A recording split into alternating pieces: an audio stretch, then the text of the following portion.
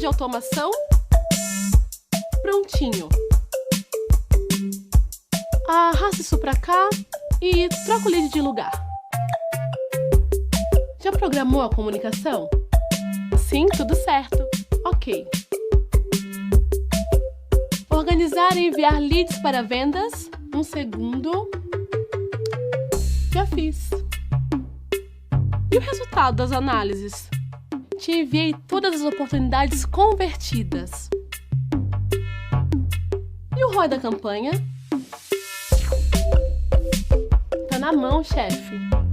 Com o RD Station Marketing, você automatiza o funil de vendas, guia os leads até o próximo passo e ainda analisa os seus resultados. Obrigada, gente! Agora eu tô pronta para a reunião.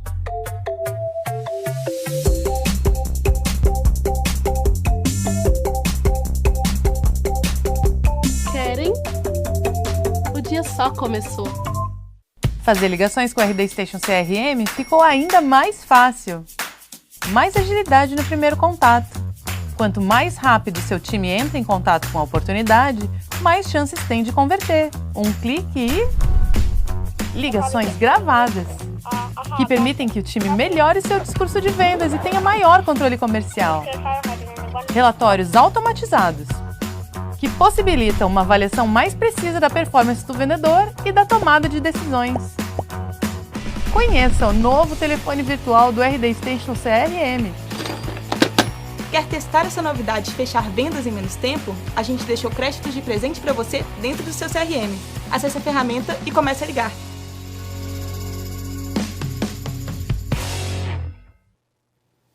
Fala galera, tudo bem? A gente está começando aqui mais um webinar da nossa maratona de conteúdo. E hoje o tema é qualificação de leads, como escolher as oportunidades que vão gerar mais vendas para sua empresa. Para falar desse assunto, a gente tem aqui, cara, um convidado muito especial, cara, o Franco Zanetti. Ele é ex-R2, trabalhou aqui na RD 3 anos seguidos. Trabalhou muito com isso, ele vai falar um pouquinho. E hoje ele é Go-to-Market Growth na ABSeed Ventures. E aí, cara, tudo bem?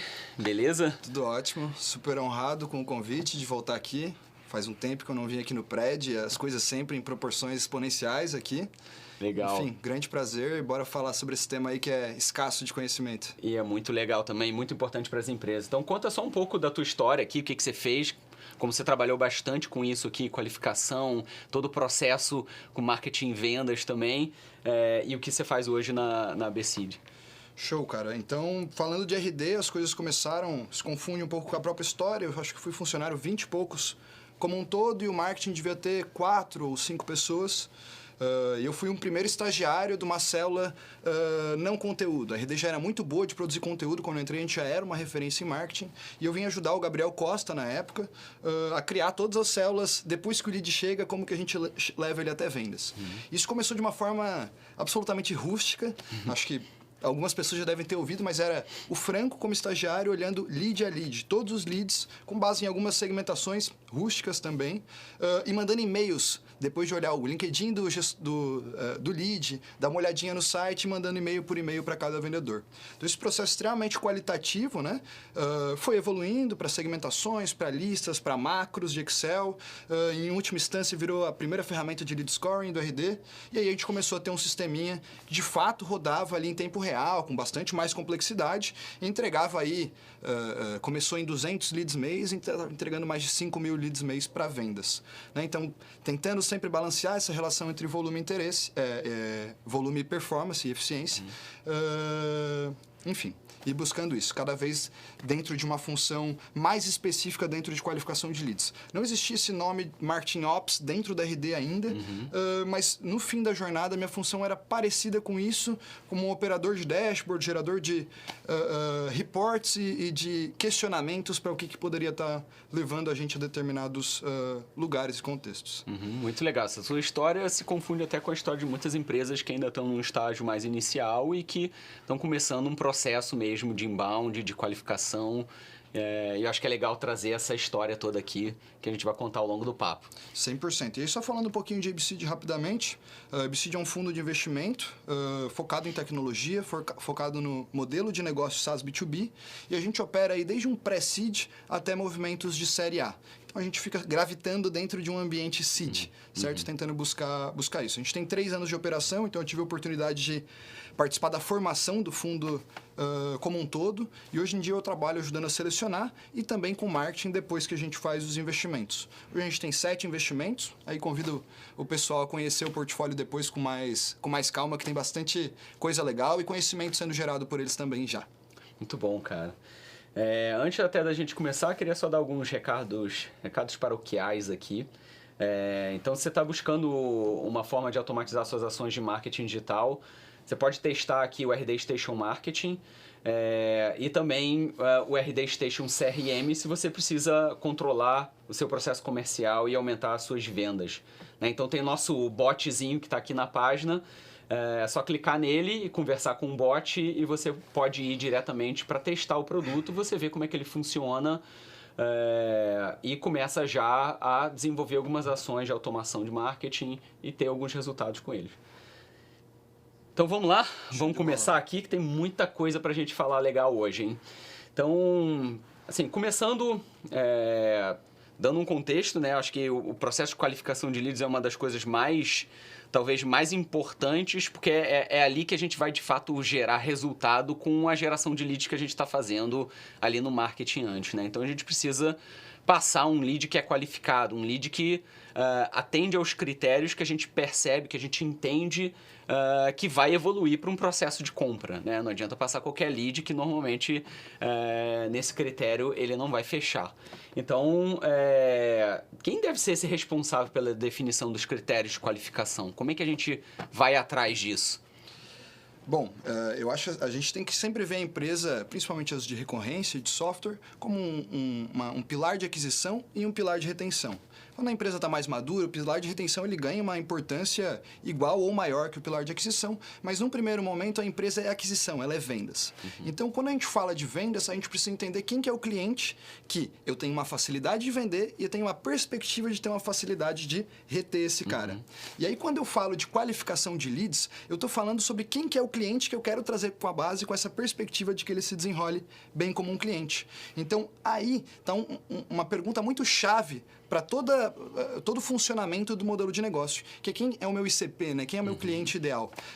E respondendo a pergunta de quem, eu acho que com certeza isso deve carregar um champion que responde em última instância, ali, um responsável por marketing, seja sócio ou não, mas isso deve de forma imprescindível contar com o apoio de um cofundador ou de um fundador da empresa. Porque justamente essa determinação sobre quem que eu não quero como cliente, né? Seja porque ele é pequeno demais, porque ele tem determinada característica, ela é uma decisão difícil de tomar, porque ela fere muitas vezes o crescimento de curto prazo, mas ela é uma decisão importantíssima para que a gente entenda um processo de vendas replicável e não fique ali sempre tentando bater em todos os tamanhos de leads, em todos os perfis de lead, sem entender exatamente o que funciona melhor ou pior. Você falou do ICP, né, do Ideal Customer Profile. Tem algum tipo de cliente que a gente pode chegar e dizer assim, não quero vender para esse cara? Certamente, eu acho que essa é uma batalha que todas as empresas têm que travar, e reconhecendo na sua base quem que é o perfil que não está sendo adequado e, inegavelmente, você vai ter isso, mesmo que você seja bootstrapped, cresça num viés de eficiência, você vai encontrar clientes, né, com características e casos de uso que não estavam contemplados e que você não quer mais trabalhar dentro daquilo. Então, acho que é imprescindível que a gente esteja se policiando em relação a quem é o cliente e qual que é o esforço necessário, tanto para adquirir quanto para reter alguns perfis. Como eu falei, num primeiro momento, a gente é menos criterioso, a gente usa muita força bruta, por quê? Para entender. Quanto mais eu mantenho isso aberto no início, mais eu tenho volume de aprendizado sobre o que funciona e o que não. Enquanto se eu sou muito criterioso, eu fico sempre ali, né, mais amarrado, obviamente com menos chance de erro, mas mais amarrado. Então, no início, a gente costuma vender de forma um pouco mais solta, mas tão logo quanto eu entenda quem é esse perfil não ideal, esse perfil inadequado, eu preciso cortar ele, na raiz. Como é que você faz esse processo de definição de um lead qualificado? Né? Qual é a chave? O que são os testes? Ou como é que isso acontece na vida real ali? Principalmente pensando numa perspectiva de uma empresa que ainda está no início da operação, que ainda tem um marketing com poucas pessoas, o time de venda também pequeno. Como é que é esse processo? Como é que ele começa nessa tarefa complexa que é uma qualificação de lead? Cara, eu acho que assim, independente do estágio, eu tenho dois dois guias, que são números, aspectos quantitativos, e contextos, aspectos qualitativos. Quando eu estou numa empresa mais madura, eu tenho aquela operação funcionando com números e métricas estáveis, eu vou muito para o quantitativo, obviamente sempre valorizando o contexto das coisas, mas vou muito para o quantitativo. Quando eu estou num contexto inicial, como você está sugerindo, eu sou meio que obrigado a ir para um qualitativo. Então, dentro disso, a gente não vai deixar de usar os números, mas a gente vai usar os poucos números que tem para gerar hipóteses e começar a direcionar a nossa operação com uma agilidade um pouco maior. Mas nunca se prender aos números, tanto porque a gente não pode, porque ele não tem nenhuma significância estatística, quanto porque isso vai normalmente obrigar você a gerar, não experimentos, mas girar processos por mais tempo para conseguir um resultado satisfatório.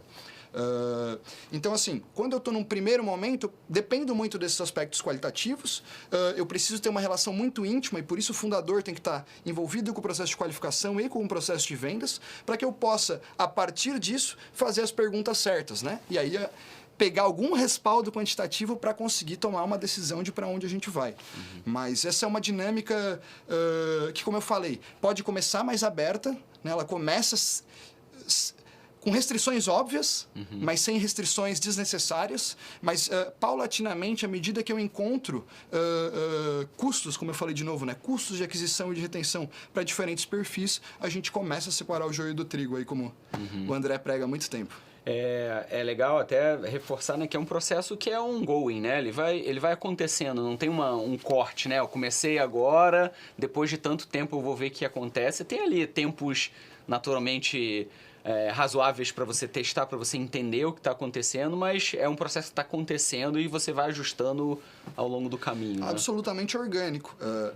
E assim... E quando a gente fala daí de um prazo maior, a gente até sai desse espectro de só estar restringindo para um aspecto também de estar ampliando. Então, dependendo do roadmap, de como o produto se comporta, de como a gente revê o nosso posicionamento dentro desse mercado, a gente pode, inclusive, abrir para diferentes perfis, né? E dar caminhos diferentes para esse lead que eu já gastei para adquirir, afinal de contas, mas não tem um perfil para vender aquela determinada solução no formato que ela está colocada hoje, né? Você falou até do papel dos founders, às vezes, nesse processo da qualificação, principalmente no início, né?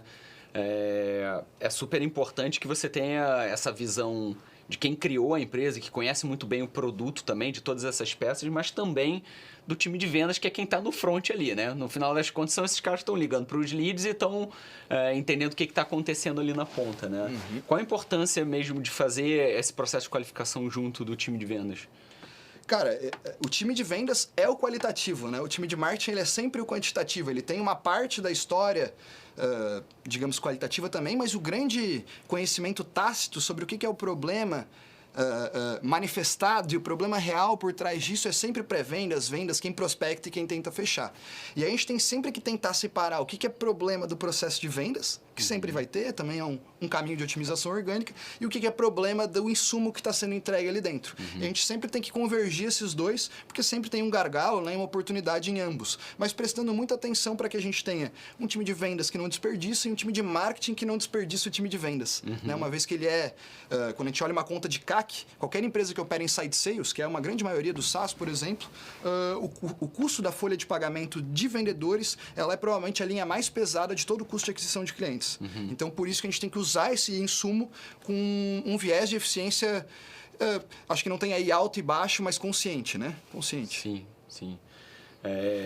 Aqui, até dando exemplo, né, eu gosto sempre de trazer o que a gente faz aqui na RD como benchmark, né? A gente é uma empresa que já tem uma história, já tem uma operação madura e a gente tem um alinhamento com vendas 3 vezes por semana. A gente senta com eles, todos os heads, o VP de marketing, o diretor de vendas, os gerentes todos, alguns coordenadores, e a gente senta para continuar essa conversa, né? Então a gente fica ali alinhando, cara, como é que tá a operação, como é que estão os leads, como é que tá, o que tá virando op, qual é a característica que tá chegando, que tá performando melhor em vendas. Então a gente como eu falei, esse processo é ongoing, ele fica para sempre acontecendo, e quanto mais alinhamento entre marketing e vendas acontecer e mais diálogo, melhor no processo de qualificação. Essa pergunta chega direto para mim, eu acho ela muito solta no sentido de quantas vezes eu tenho que me reunir com vendas para que esteja alinhado? E a pergunta a resposta é, não sei, depende da situação. Se estiver explodindo a máquina, se reúne com ele a cada hora. Exatamente. Se estiver tudo funcionando brilhantemente, se reúne uma vez por mês. Acho que uma vez por mês seria um mínimo adequado, mas se estiver muito bem, até mais. Mas é engraçado que eu costumo falar isso já sabendo que eu tô falando uma meia-verdade. No sentido que, assim, cara, agora que tá ruim, faz bastante, depois com o tempo você vai diminuir. Isso é uma verdade, mas é uma meia-verdade. Porque à medida que a sua operação ganha complexidade, que você entende o poder dessa alavanca, você vai sempre querer maximizar essa oportunidade de interação. Então, a verdade é que ela nunca deveria diminuir. Mas pode ser vendido assim, né? Em momentos de crise, a gente tem obviamente, um momento de interação muito maior, e quando as coisas estão funcionando, a gente vai cadenciando o aprendizado, né? Eu acho que o ponto central disso, que eu sempre vendo nas minhas falas, etc., é o aprendizado. Porque se a gente não tem essa relação, a gente pode até crescer, mas dificilmente a gente vai saber explicar exatamente por quê, certo? Então, o aprendizado, ele é algo que fica muitas vezes dentro da cabeça dos funcionários. Enfim, todas as áreas acontecem em alguma proporção, mas em qualificação é muito latente. Então, a gente precisa criar esse CLA, que é o aprendizado da empresa, do negócio. Perfeito, cara. E a gente vê, né, até nesse processo de definição dos critérios de qualificação, que muitas empresas elas vão lá e tem uma dificuldade para achar o equilíbrio na passagem de lead, na qualificação. Então, muitas vezes abrem a torneira, então passam leads que às vezes não estão qualificados, e às vezes colocam critérios muito rígidos para qualificação. E aí você diminui, compromete o volume e acaba deixando seu time de vendas lá paradão sem receber nenhuma oportunidade, né? Como é que se encontra esse meio termo? Como é que você ajusta isso quando você vai dar o start ali na coisa e bota para rodar de verdade? Cara, eu acho que a busca do meio termo em si, né, desse equilíbrio, ela é a pergunta de ouro. Mas o que a gente pode traçar de forma mais objetiva são os limites disso. Então, lembra que eu falei que o time de vendas é a linha mais importante dentro do meu custo de aquisição? Então, dado esse cenário, eu preciso preservar a eficiência nessa unidade, porque essa é a unidade mais cara. Dito isso, o que eu faço quando eu tenho um processo de qualificação, mas não tenho lead suficiente e meu time de vendas começa a ficar ocioso? Cara, entrega, assim, salvo algumas ressalvas, entrega o que tiver. O time de vendas nunca pode ficar ocioso. Porque é melhor ele tentando trabalhar um lead mais ou menos, com uma eficiência pior, do que ele parado fazendo nada. Do outro extremo, a gente tem assim, dada a complexidade do seu produto, o quanto você pode sobrecarregar um vendedor com leads de forma a ele não desperdiçar. E aí tem a gente tinha esse projeto na RD na minha época como funil ideal. Então, quantos leads o vendedor pode receber? 60, 80, 120? Dependendo de como esse número flutua, o vendedor vai ter mais tempo para, né, ou fazer mais atividades ou dedicar mais tempo a cada atividade. Então, a gente tem esses dois limitantes de ambos os lados e a gente precisa encontrar esse ponto de equilíbrio.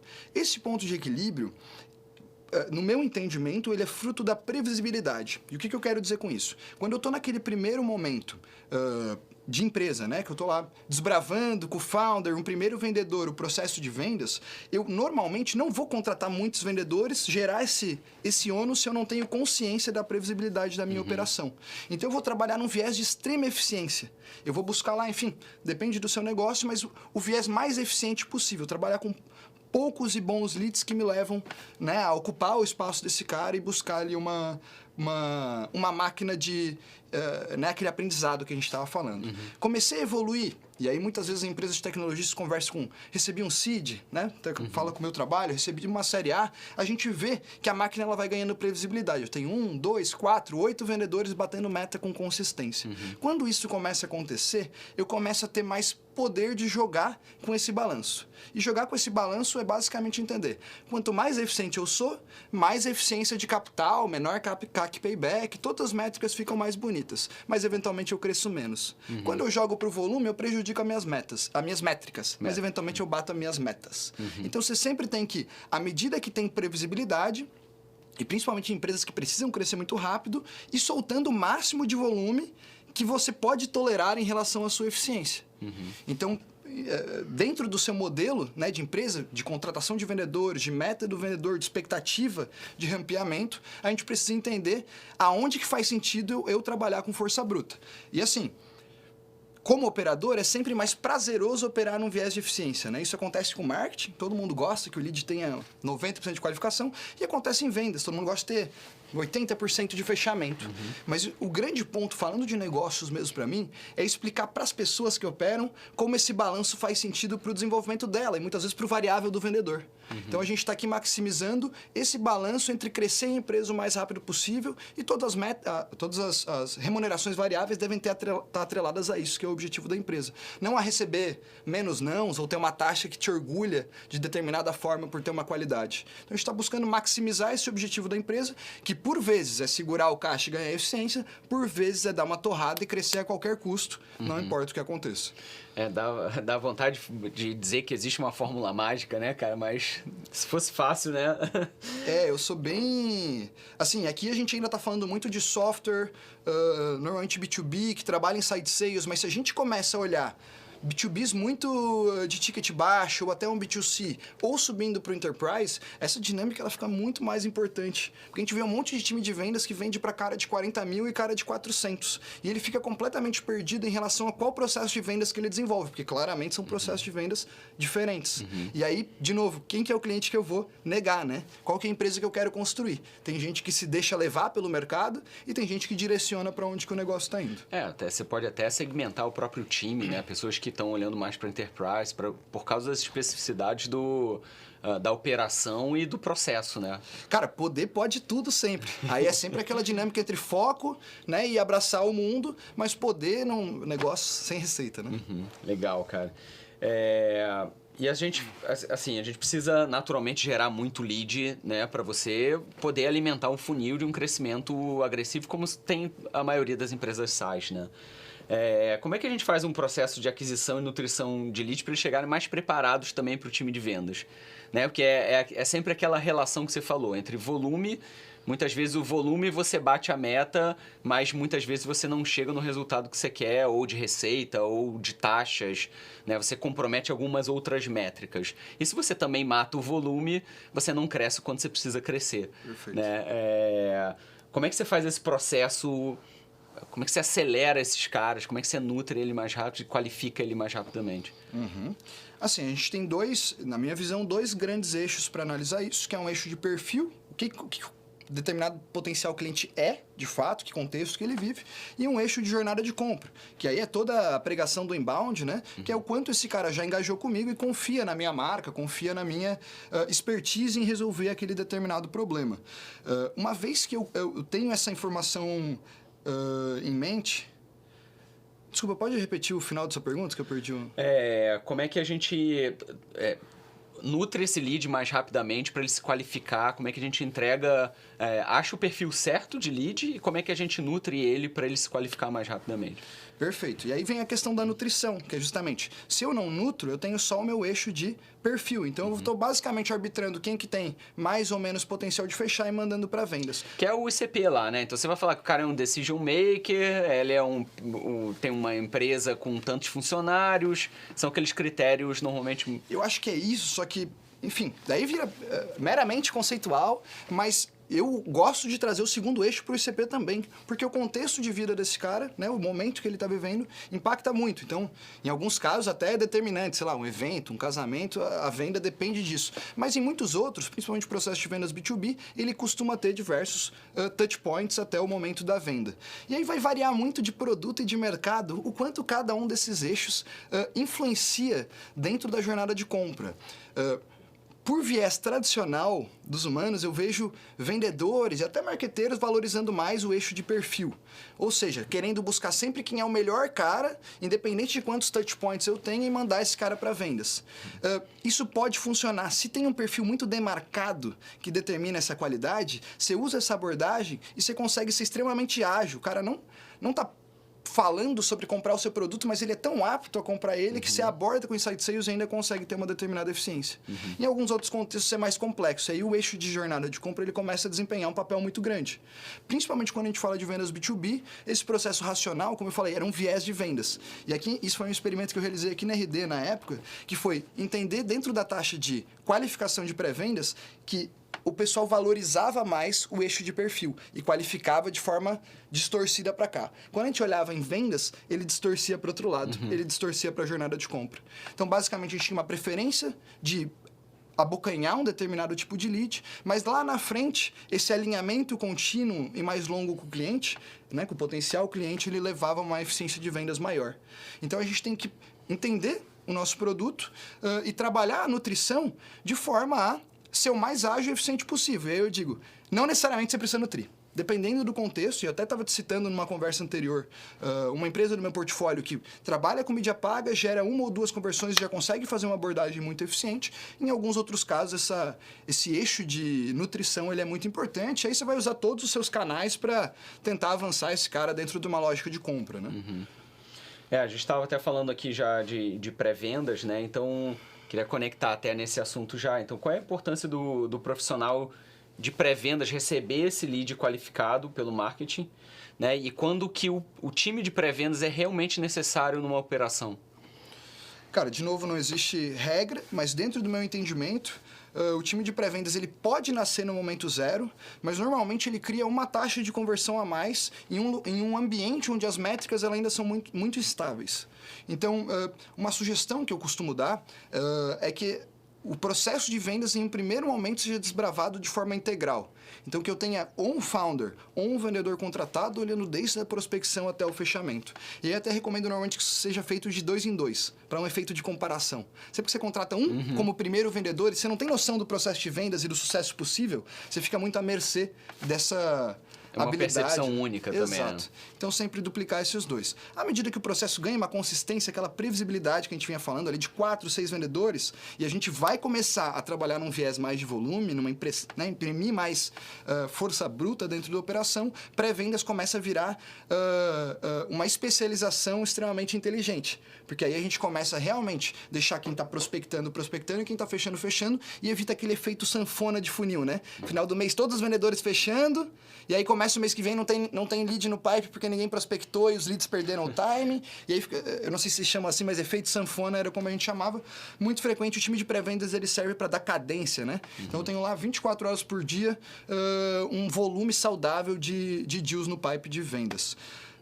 Além de ser a origem da informação qualitativa mais valiosa, né? E aí entra dentro de outras searas aí de SLA, acho que a gente vai falar ainda hoje. Vamos, que é exatamente esse próximo ponto aqui, né? O SLA, esses Service Level of Agreement, que é esse acordo entre marketing e vendas, no final das contas, né? Então, qual é esse perfil desse lead que chega para o pré-vendas, para ele passar, para ele qualificar esse lead, que características que ele tem, que campos que estão preenchidos ali, que informações que ele carrega.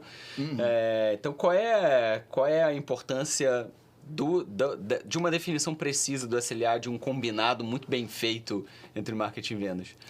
Cara, imprescindível, né? O nome é fancy, é uma coisa bastante simples, que é estruturar os processos de áreas que têm muitos conflitos de interesse. E por que elas têm conflitos de interesse? Porque eles são benéficos para uma operação, porque é aí que a gente gera o aprendizado, na discussão. Então, um outro oposto seria, eu tenho um head de marketing, vendas e CS, eventualmente, e o cara coordena tudo. Nesse contexto, está tudo alinhado e não tem atrito. Mas, normalmente, cada um, como são disciplinas muito diferentes, a vertical de um líder, um determinado contexto, vai te levar a nunca fazer uma discussão neutra e justa entre esses caras. Você vai tender a abafar as discussões, porque é isso que você quer como líder, né? Um time que, enfim, eventualmente não questiona tanto. Quando a gente tem marketing, vendas e CS separados, a gente tem dois, pontos de contato entre marketing e vendas, entre vendas e CS, que são extremamente importantes para a empresa e para o aprendizado da empresa e que carregam ali uma responsabilidade imensa.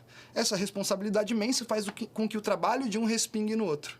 E essa foi acho que até uma dinâmica de trabalho que a RD me ensinou na vida, que é, se algo respinga na sua meta, você também é responsável por isso. Então, quando a minha taxa de qualificação estava baixa, ou quando a gente batia a meta de leads, mas não batia a meta de SALs, de Sales Accepted Leads, eu tinha que entender o que estava acontecendo, né, como um analista, e aí a gente tinha que cair de cabeça dentro do time de pré-vendas. E aí tem N pontos dentro do SLA, que podem ser trabalhados contexto a contexto, mas eu costumo lembrar de 4 imprescindíveis. 4 imprescindíveis. Primeiro, por que o cara passa para a próxima etapa? Segundo, por que ele não pode passar? Blacklist. Normalmente a gente tem critérios bem feitos aqui para passar e bem objetivos e claros aqui para restringir. Dashboards integrados ou fontes de dados integradas, o que mais acontecia e acontece com toda empresa que está começando isso?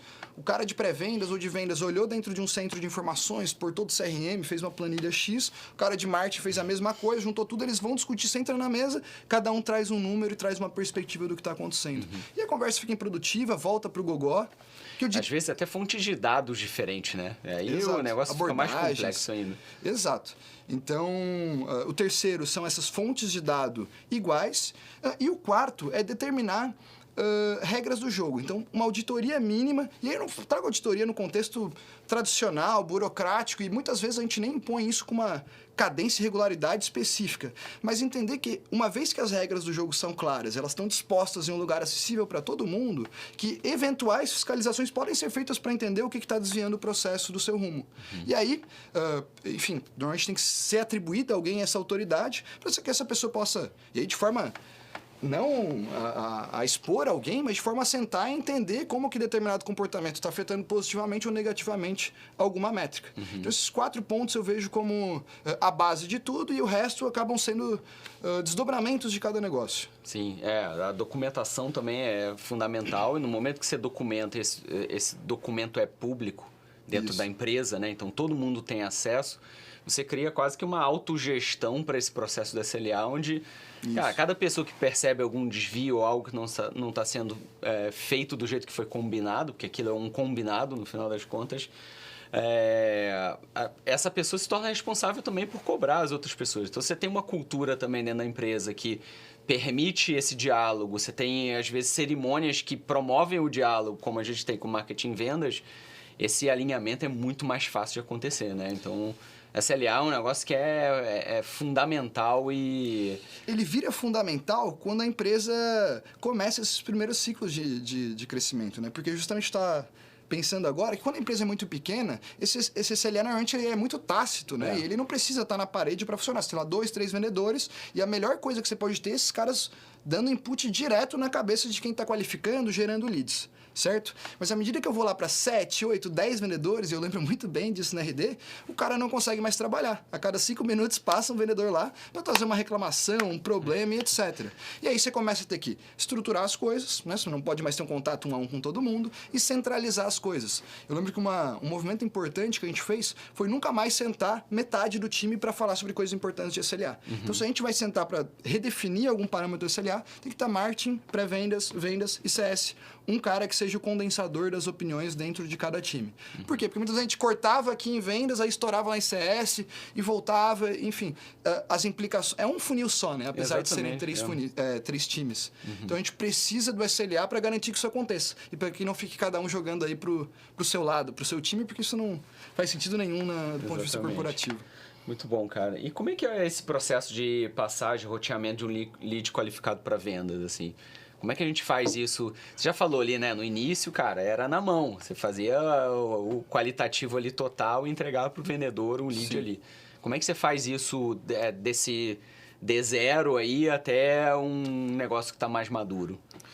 Cara, D0 até um negócio que está mais maduro. Ele começa, eu acho que assim, é importante que ele comece... Quando eu falo desse aspecto rústico, dessa forma rústica de trabalhar, eu falo com zero vergonha, porque eu acho que toda empresa deveria passar de alguma forma por um momento assim. Alguém que veste a camisa vai lá e realmente tenta entender, interpretar e discutir isso com um viés mais estratégico do negócio. E aí, como ferramental, a gente tem aí, primeiro, aqueles 2 eixos que eu comentei. Desculpa, perdi o fio, falei pra caramba.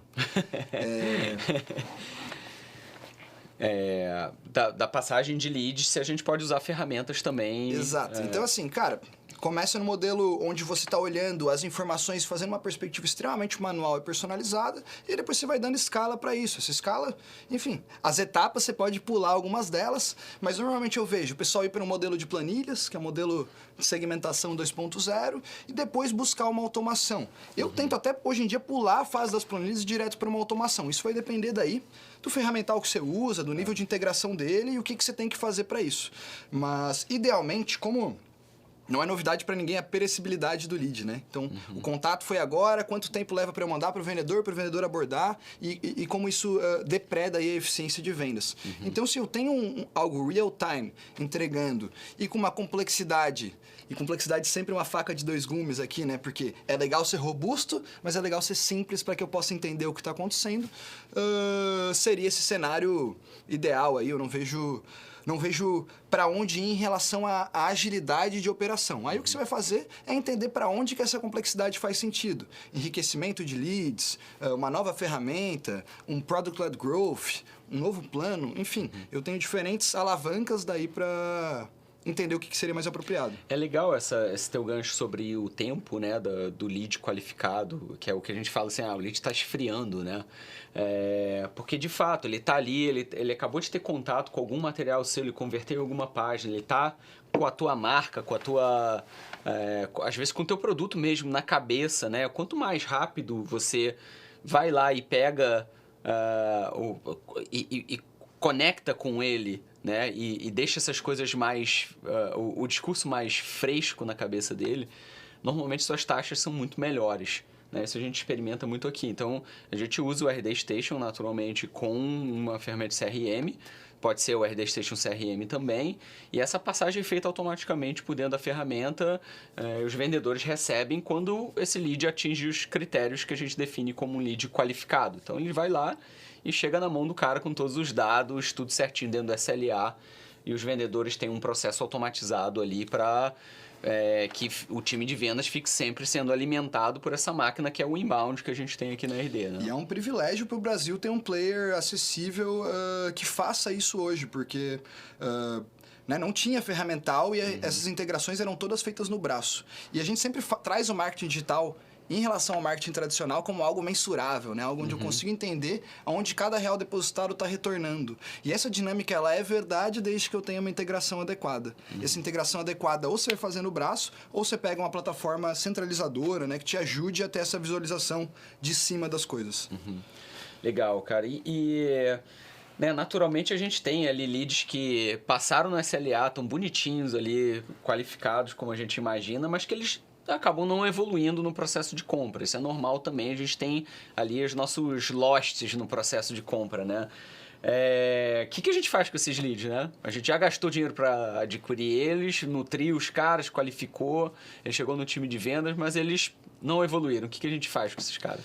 Cara, esse é um grande ponto, né? Porque até o conceito de lead, ele é bastante subjetivo, né? Então, eu tenho um lead que é um contato lá em introdução a determinado tema e um cara que, poxa, já estava lá consumindo o produto eventualmente, pediu para falar com vendas porque achava que tinha um problema. Então, primeiro é separar quem é quem dentro dos leads. E a minha lógica de qualificação, ela segue depois que eu passei o cara para vendas. E aí tem até um ponto, um detalhe, mas que é bem importante, que é salvar uma foto do lead quando você manda ele para vendas. Porque senão sempre que você vai avaliar, poxa, aquele lead que eu mandei para venda 6 meses atrás, a única informação que você tem é como que ele está hoje. E, eventualmente, ele se desenvolveu muito mais nesse meio tempo. E aí, olhando exatamente para o que fazer com os leads que foram descartados, obviamente, o ponto importante, né, e por isso que eu trouxe a subjetividade do lead, é você já gastou para adquirir ele. O custo ele já nasce no início do processo de aquisição e não no final. Então, aqui a gente entra numa lógica de contenção de perdas. Né? Que pode até funcionar numa lógica de aquisição eficiente, mas a gente basicamente quer minimizar aquele cara que já estava, enfim, dado como perdido. Até tem alguns processos de vendas para abordagens futuras, mas pensando nesse cara que retornou para o marketing mesmo.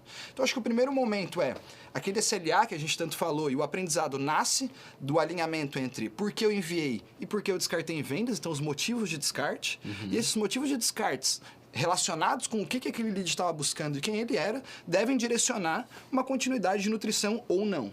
certo? Por vezes a gente chegou no processo de vendas, a gente entendeu que aquelas informações que o marketing tinha ou não eram verdade, ou, enfim, estavam equivocadas de interpretação de alguma forma.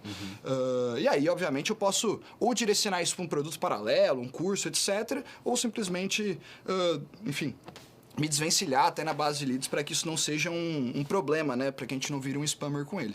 Mas no outro caso, toca a ficha.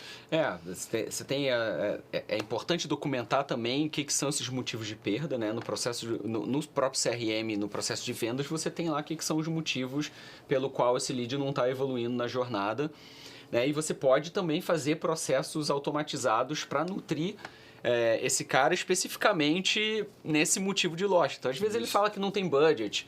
Normalmente ele tem budget, mas ele está investindo em outra coisa naquele momento. Então, você pode usar ali um fluxo de automação, uma série de e-mails mostrando para ele como é que ele prova o ROI, como é que ele vê valor no seu produto. Contornando a objeção, né? Contornando a objeção. E é muito legal, porque quando a gente trabalha, e eu vejo muito motivos de descarte bem padronizados, meio que criou uma praxis aqui, que até o que a gente usava lá atrás, isso foi sendo replicado, mas é extremamente importante que a gente tente contextualizar esse motivo de descarte ao negócio para que isso seja realmente um input importante para eu tentar contornar essa objeção.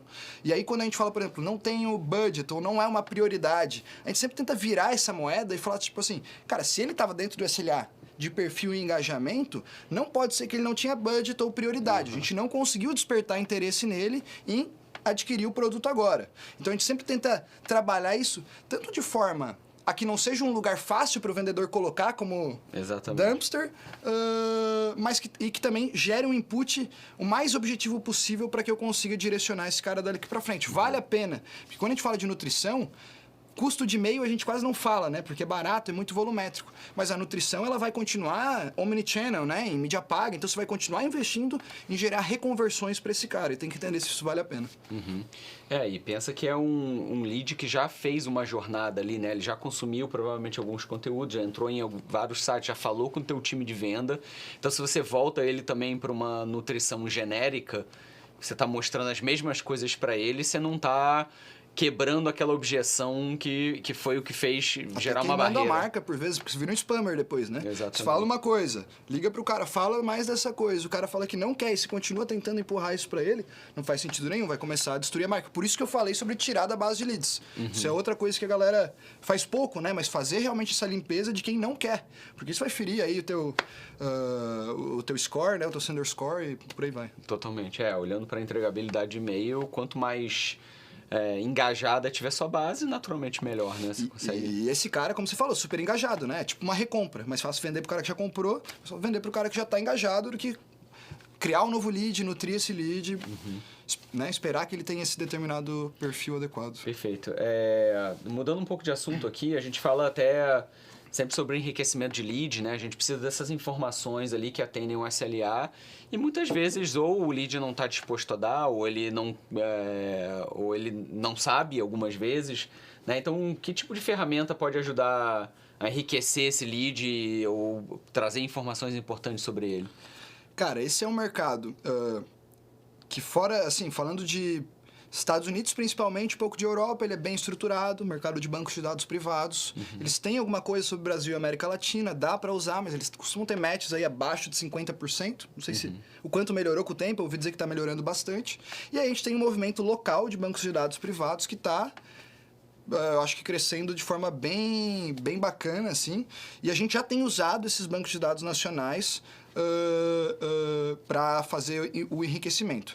E aí, quando eu falo do banco de dados, eu estou falando sobre alguém que já está olhando aquelas informações mais genéricas, estruturando, seja no mercado B2C ou B2B.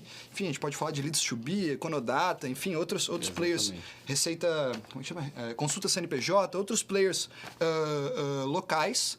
Mas também, quando a gente fala de enriquecimento de leads, e aí, principalmente pensando em empresas mais peculiares, que têm o seu próprio contexto, a gente fala de scrapping, né?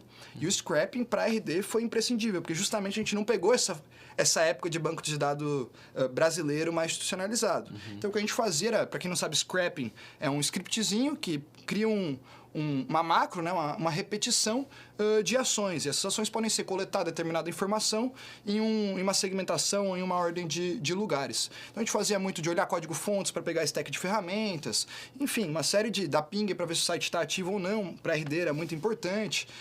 Eu tenho uma investida no portfólio, por exemplo, que é uma CDN, que é uma parte de infraestrutura. E eu fico monitorando quem tem problemas de infraestrutura. Se o cara caiu por 2 dias, eu abordo ele porque ele está no time, se ele tem ICP. Então, dependendo da empresa, eu vou encontrar formas diferentes de enriquecer uma informação importante. Isso aí volta até lá, né? Formulário, perguntas de qualificação. Poxa, qual que é a pergunta certa? Isso é igual os motivos de descarte. A galera seguiu muito um padrão, né? Não que esse padrão, eu acho que ele é forte como genérico, mas é muito importante eu continuar pensando quais são as perguntas que mais fornecem informação e entendimento sobre a qualidade do lead. Tentar dar esse passo a mais. Fazer o básico bem feito é sempre, olhando para marketing digital como um todo, é sempre o melhor caminho, né? Porque você tem ali, principalmente uma intencionalidade da pessoa, então você faz as perguntas certas e ela responde, quer dizer que ela de fato quer se relacionar com você. Então, se por exemplo, você tem um formulário, as pessoas não estão pulando aquilo ali, estão botando dados que não são verdadeiros, provavelmente ela não quer falar com você, né? Então, provavelmente esse lead não vai ser qualificado, ele não vai virar em vendas. Então, é um cara que às vezes você tem que descartar e deixa ele na tua base, você pode nutrir ele.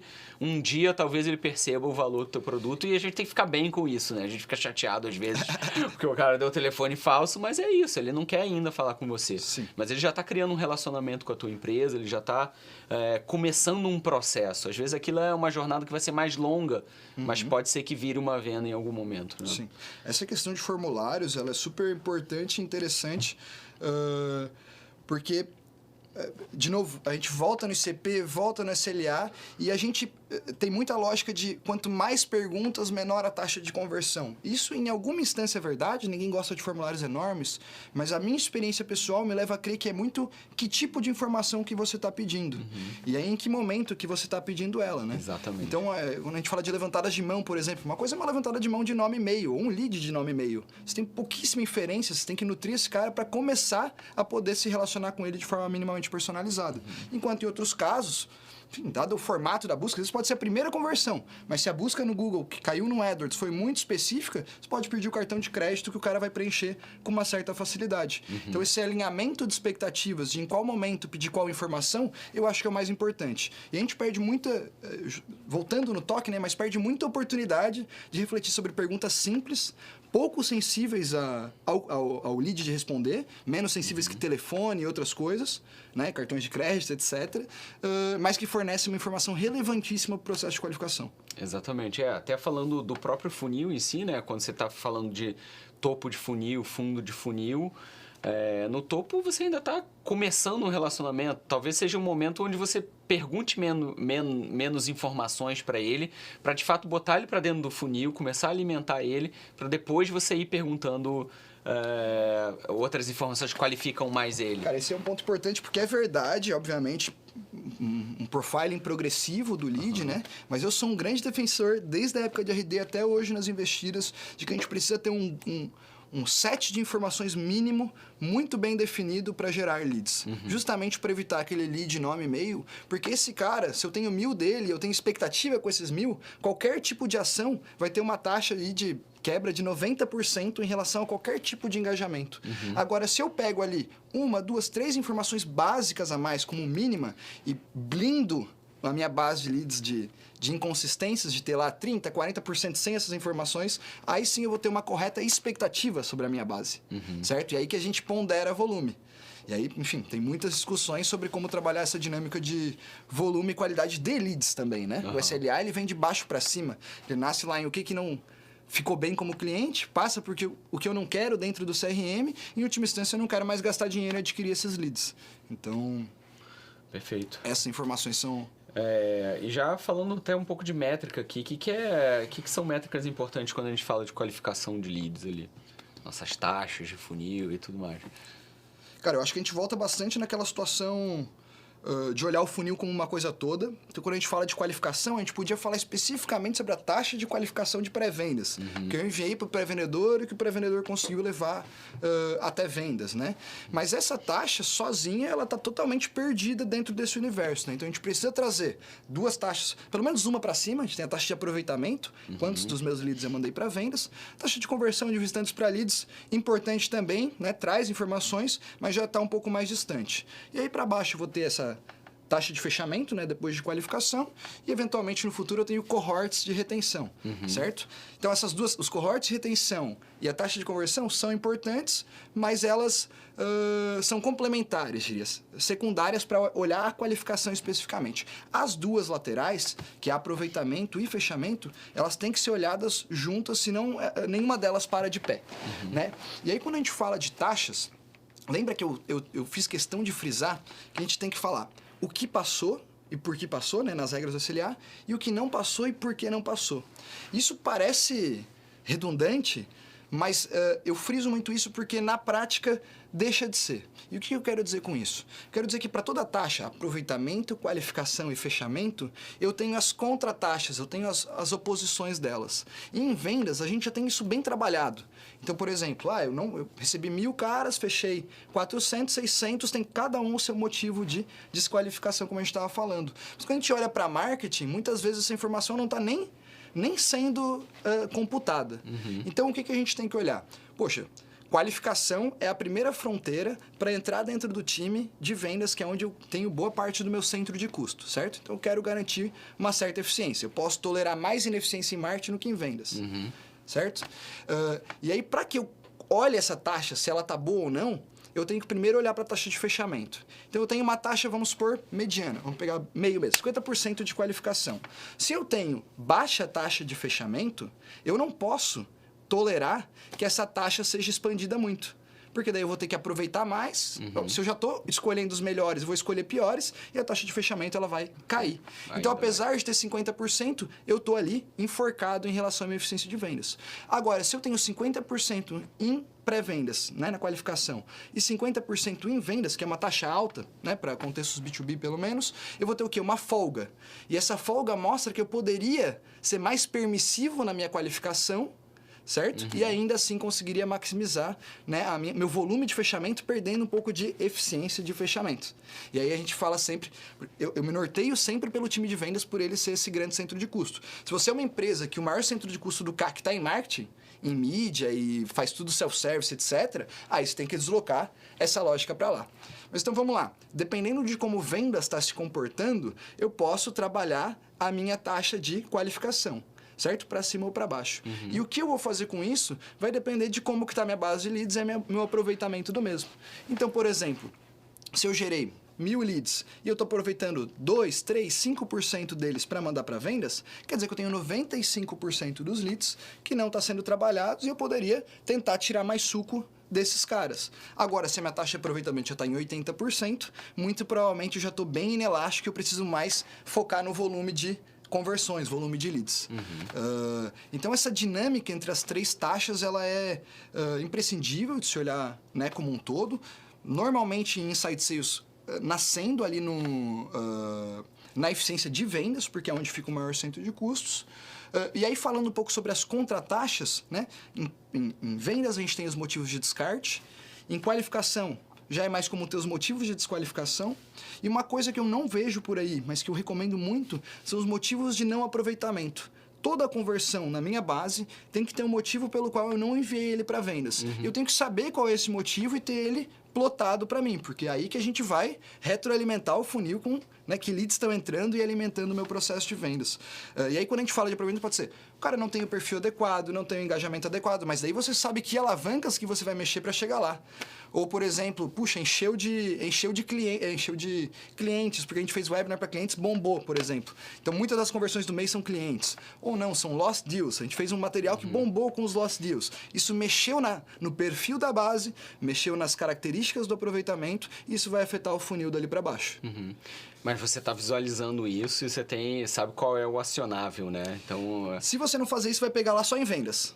Ou em CS. Você vai esperar toda essa jornada de compras. Ela, poxa, esse cara aqui tal, tal e tal, por isso que não funcionou. Se você está monitorando o aproveitamento, o seu ciclo de reação ele é muito mais rápido. Você pode olhar aquilo ali de hora em hora. Certo? Então, para mim, esses eram as minhas métricas de alarme.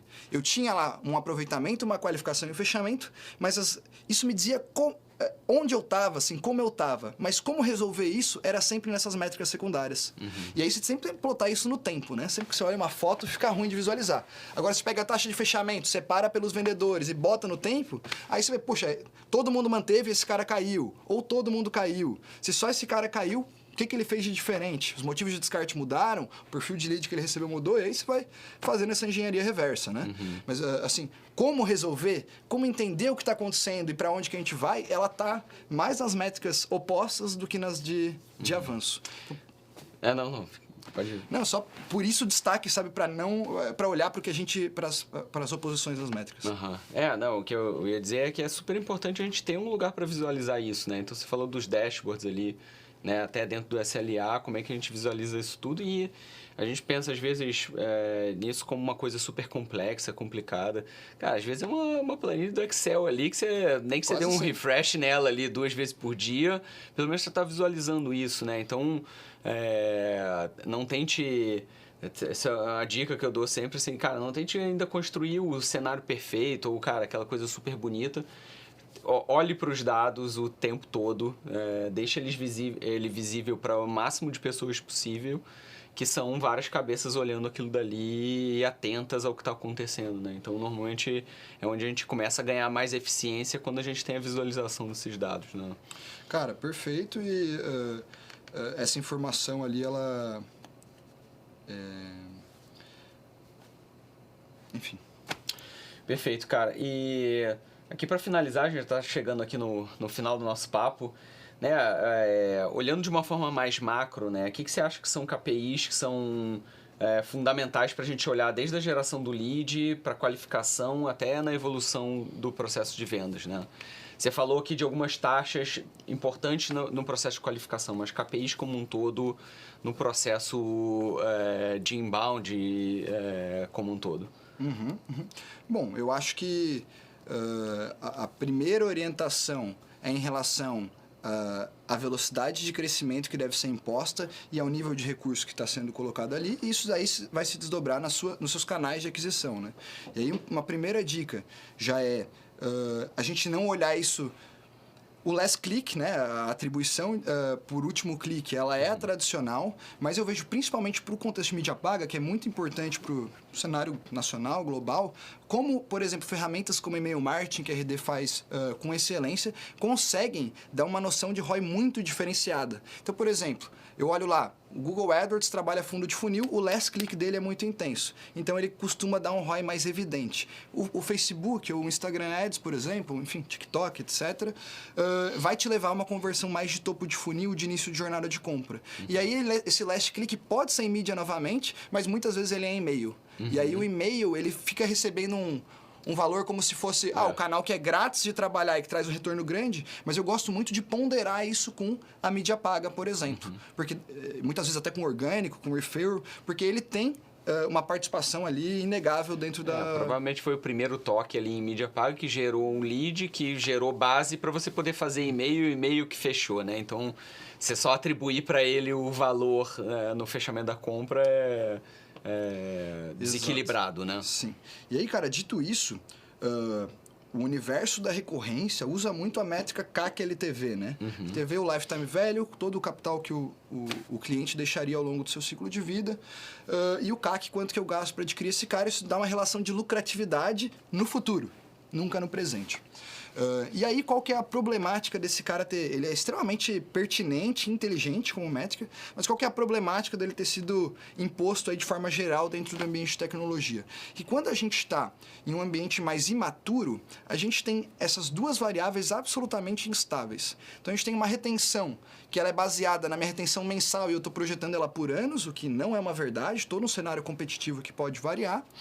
E em aquisição, eu também estou com um time e com um resultado que varia muito. Então, fechei 10 contas esse mês, no mês que vem 2. Aí, contratei um redator e eu só tinha 3 funcionários no time, aumentei 25% o meu custo de marketing. Então, eu tenho aquele cenário mega instável que fornece pouco valor. Para mim, o KPI guia de qualificação e de uma estratégia de geração de demanda é o CAC Payback. O CAC Payback é quanto tempo, normalmente manifestado em meses, o capital leva para se pagar, né? O capital do custo de aquisição leva para se pagar. E aí, como eu falei, às vezes está mais concentrado em vendas, às vezes está mais concentrado em marketing, esse custo de aquisição. Mas, somados, eles vão determinar a eficiência de capital do negócio. O que eu quero dizer com isso? Sempre que empresas investidas principalmente, né, eles colocam aquelas pizzas lá, vou investir 50% em produtos, 50% em marketing e vendas, porque eles precisam crescer muito rápido. Só que quando o cara coloca esse 50% em marketing e vendas, ele capta um capital para isso, ele está, na verdade, se ele tem um CAC Payback muito alto, acima de 12, 18 meses, por exemplo, ele vai ter um ciclo de reinvestimento do capital que foi colocado. Então, vamos supor, coloquei R$1 milhão naquele negócio, ele investiu, e até que esse dinheiro volte como custo de aquisição, a gente tem esse determinado período. Se a gente consegue levar isso para 3 a 6 meses, que são os top performers, digamos, as empresas mais eficientes, a gente tem o quê? Aquele mesmo 1 milhão vai entrar e sair dentro da operação em 18 meses, 3, 4 vezes, por exemplo. Então, eu vou ter muito mais oxigenação do meu caixa para continuar crescendo. E, para mim, esse é o grande sinal de previsibilidade. Porque se eu tenho um CAC Payback, por exemplo, vamos pegar aqui uma média de 8 meses, o que acontece, e eu tenho lá 4 vendedores, o que acontece se eu quero dobrar, triplicar a minha força de vendas? Eu vou trazer vendedores que estão rampando, que estão aprendendo. Isso vai fazer com que o meu CAC Payback seja diluído, porque esses caras eles ainda não trazem aquela mesma meta de vendas. Então, esses 8 meses, quando eu estou crescendo, se eu quiser crescer rápido, eles vão ser detraídos. E aí isso pode me levar para um patamar de não lucratividade, eventualmente, né? Ou para até turnover em vendas acaba sendo um problema nesse caso. No outro espectro, se eu tenho lá um CAC Payback de 3, 4 meses, por exemplo, e eu vou crescer o time de vendas, eu tenho muito mais fôlego para isso, porque eu tenho gordura operacional, gordura de eficiência. Então, eu vou diluir, né, a eficiência do meu time com pessoas treinando, com pessoas rampando, mas eu ainda vou estar dentro, olhando para a estrutura de marketing e vendas dentro de um patamar de lucratividade. Então, assim, quando esse centro de custo está em vendas, os grandes pontos são salários fixos e variáveis dos vendedores. Quando a gente está com isso em marketing, normalmente é desenvolvimento de produto e mídia paga. A gente precisa sempre olhar para esses centros de custos para entender aonde que tem que apertar a eficiência e aonde tem que apertar o volume. Muito bom, cara. Pô, aqui um papo cheio de dica prática. Tem muitas siglas aí complexas, mas que fazem parte do nosso ecossistema aqui das empresas que estão fazendo agora as práticas mais modernas, marketing, vendas. Ainda tinha um glossário na minha época, acho que deve ter um mais completo ainda, então fiquem à vontade. Ainda temos os glossários, são super importantes. Então, queria, cara, te agradecer bastante por esse papo. Acho que foi muito rico, muito importante a gente entender como melhorar o processo de qualificação, o que olhar, como é que desenvolver isso de uma forma mais rápida, melhor estruturada entre os times de marketing, vendas, de CS e o processo como um todo. Então, queria te agradecer bastante, valeu por estar aí com a gente. Pô, cara, um prazer. Acho que o tema é super árido de conhecimento, então é sempre bom voltar nele. É um tema que eu já tenho ali, né, quem me acompanha e vê, eu já tenho alguns materiais nessa linha, mas é sempre bom complementar, principalmente agora com os cases novos que estão inteirando em cima da experiência da RD. E voltando aí... nesse tema que o Gabriel Costa que sempre falava, que é um deserto de conhecimento, né? Quando a gente fala ali dos processos de qualificação e de SLA, a gente tem muito pouco material para consumir. E é um prazer trocar aí. Quem quiser bater um papo estendido depois, fica à vontade. Muito bom, cara. Então, obrigado por estarem com a gente aí na nossa maratona de conteúdo. Tem mais outros encontros aqui. É só acompanhar a gente. E muito obrigado por ter estado com a gente aqui. Valeu!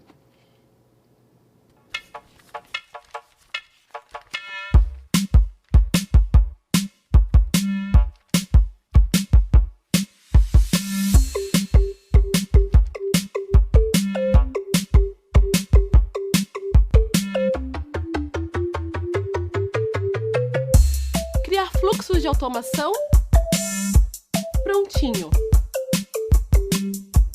Arrasta isso pra cá e troca o lead de lugar. Já programou a comunicação? Sim, tudo certo. Ok. Organizar e enviar leads para vendas. Um segundo. Já fiz. E o resultado das análises? Te enviei todas as oportunidades convertidas. E o ROI da campanha? Tá na mão, chefe. Com o RD Station Marketing, você automatiza o funil de vendas, guia os leads até o próximo passo e ainda analisa os seus resultados. Obrigada, gente! Agora eu tô pronta para a reunião.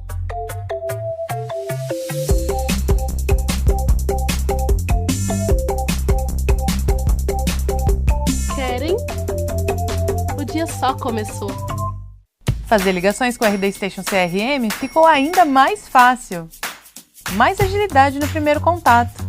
Quanto mais rápido seu time entra em contato com a oportunidade, mais chances tem de converter. Um clique e ligações gravadas, que permitem que o time melhore seu discurso de vendas e tenha maior controle comercial.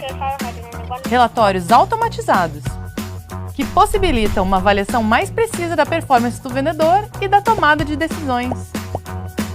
Conheça o novo telefone virtual do RD Station CRM.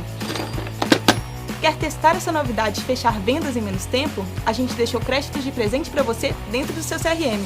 Acesse a ferramenta e comece a ligar.